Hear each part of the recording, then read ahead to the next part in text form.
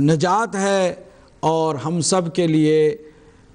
باعث فخر و مباحات و برکت ہے۔ لیکن بات یہ ہے کہ ایک نظریہ کھلی چھوٹ صحابہ کرام کو اللہ نے دے دیا، یہ سوچ کر پیدا ہو گیا اور اکثریت نے اس نظریے کو اپنایا۔ اس کے پیچھے مقصد یہ تھا کہ حکومت اور اقتدار کے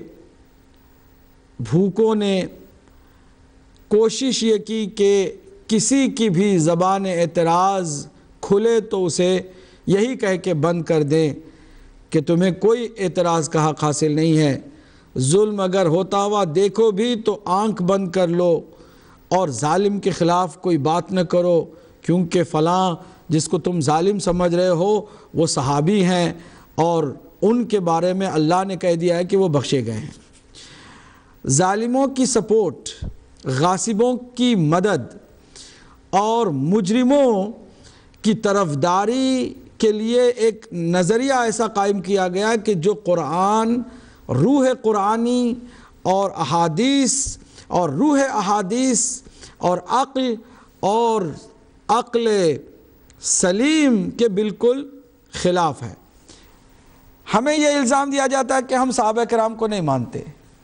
اگر انصاف کے ساتھ گزشتہ گفتگو کو کسی نے سماعت فرمایا ہے تو یقیناً وہ اس بات کی گواہی دے گا کہ معاملہ بالکل الٹا ہے۔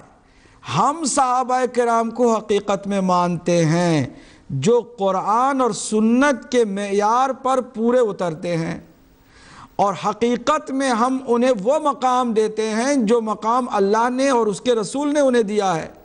ہم اس مقام سے نہ ان کو نیچے دیکھنا چاہتے ہیں،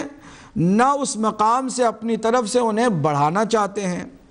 ہمارا مسئلہ اتنا روشن اور کلیئر اور واضح ہے کہ ہم کوالٹی کے پیچھے ہیں، ہم دلائل کی روشنی میں معیار اور اسٹینڈرڈز کے مطابق صحابہ کرام کو مانتے ہیں۔ اس کے مقابل میں ہمیں یہ کہنا پڑتا ہے کہ جو دوسرا نظریہ ہے حقیقت میں وہ صحابہ کرام کو نہیں مانتے ہیں، وہ صحابہ کرام کے جو قرآن کی روشنی میں معیار قرآنی کے مطابق ہوں انہیں وہ نہیں مانتے ہیں، ان کی کوئی پرواہ نہیں ہوتی ہے، انہیں ان کی عظمت کو بھی گھٹانے میں کبھی وہ خوف نہیں کھاتے ہیں۔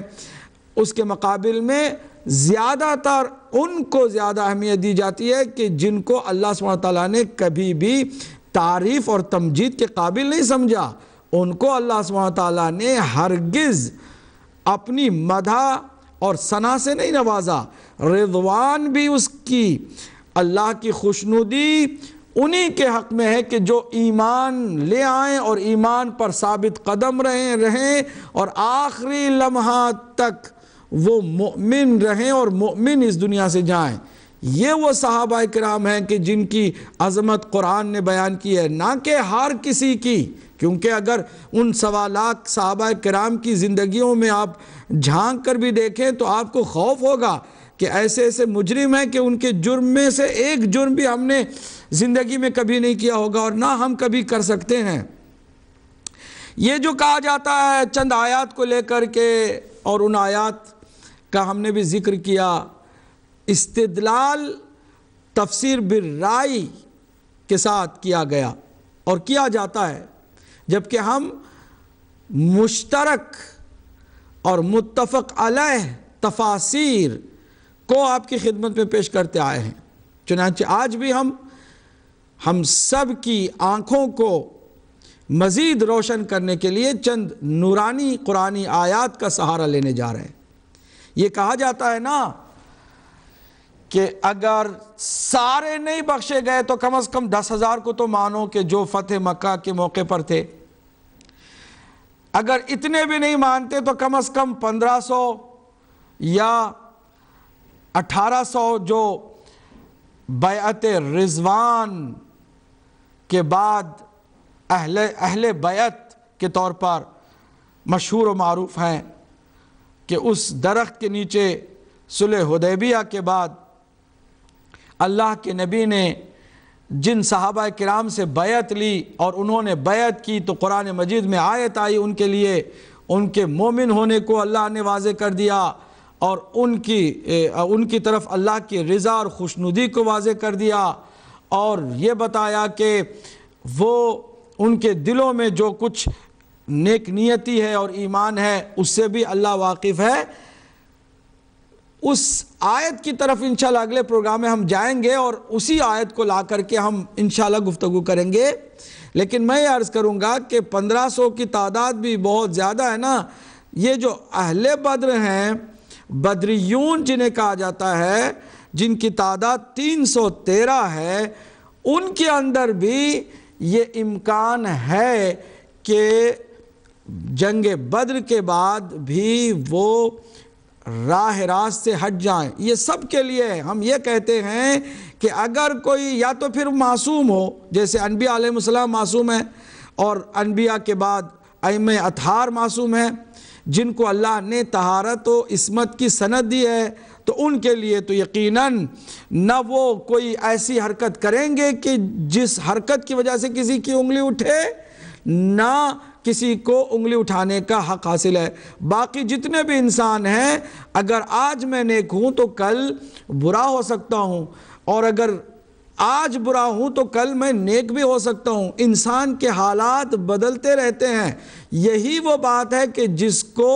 سمجھنے سے لوگ کتراتے ہیں۔ اگر یہی بات سمجھ میں آ جائے تو پھر بہت سارے مسئلے حل ہو جائیں گے۔ یہاں پر چند لوگوں کے دفاع کے لیے، صرف چند لوگوں کو بچانے کے لیے